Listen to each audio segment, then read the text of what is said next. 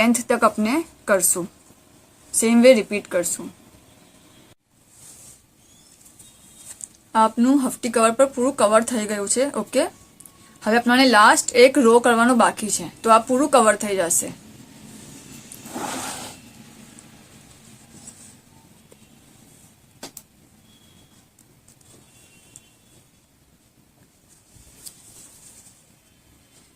यहाँ સુધી આપણે કરું, પછી ફરીથી એક ચેન લેશું અને ટર્ન કરશું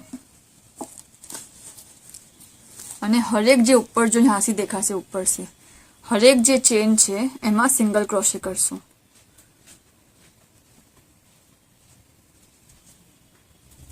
બેવે લૂપ કાંટા પર આવવા જોઈએ।